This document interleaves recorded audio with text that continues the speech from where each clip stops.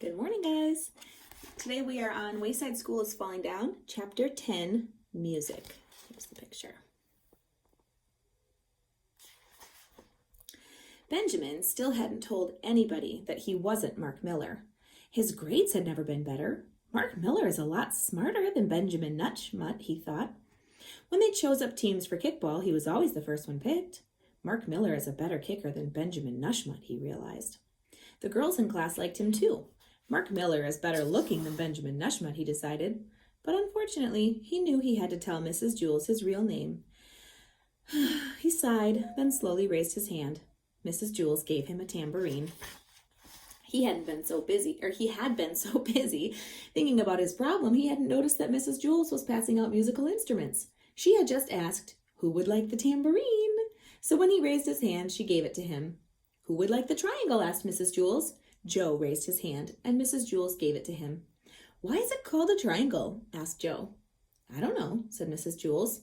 Maybe because it's shaped like a triangle, suggested John. No, that can't be it, said Mrs. Jules. Then the tambourine would have to be called a circle. Maybe it was invented by a person named Joe Triangle, said Rondi. That's probably it, said Mrs. Jules. She held up the next instrument. It was the glockenspiel. Who would like the glockenspiel, she asked. Sherry raised her hand.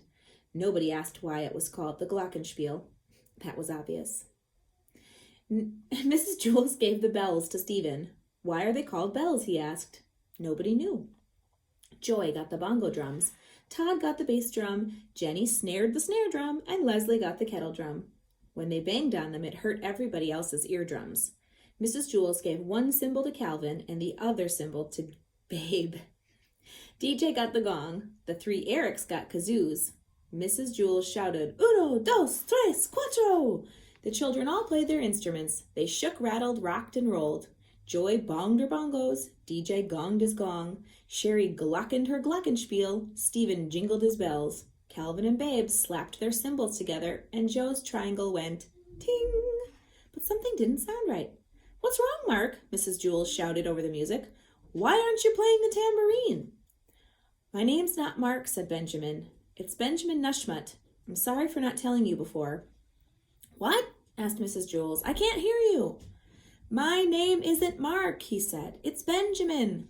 Louder, said Mrs. Jules. So everyone played louder. Todd bashed his bass drum. Leslie cooked on her kettle drum. Calvin and Babe crashed their cymbals together, and Joe's triangle went ting. My name is Benjamin, shouted Benjamin. Mrs. Jules put her hand to her ear. Louder, she said. So everyone played louder.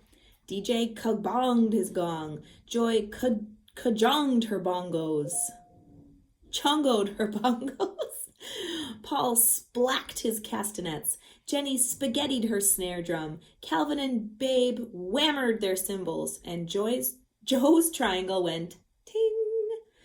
My name's Benjamin Nutshmutt, hollered Benjamin Nutshmutt. Louder, yelled Mrs. Jules. So everyone played louder. The three Erics screamed into their kazoos. Calvin and Babe ran to opposite sides of the room with their cymbals, then charged towards each other. Suddenly the door flew open and a man entered. Benjamin had never seen him before. The whole class became very quiet. It was Mr. Kidswater, the principal. Calvin and Babe screeched to a halt just in time. Their cymbals were less than an inch apart. Is something the matter, Mr. Kidswater? Asked Mrs. Jules. Several teachers have complained about your music, said Mr. Kidswater. Their students are having trouble hearing. I understand, said Mrs. Jules. Good, said Mr. Kidswater. He walked out of the room.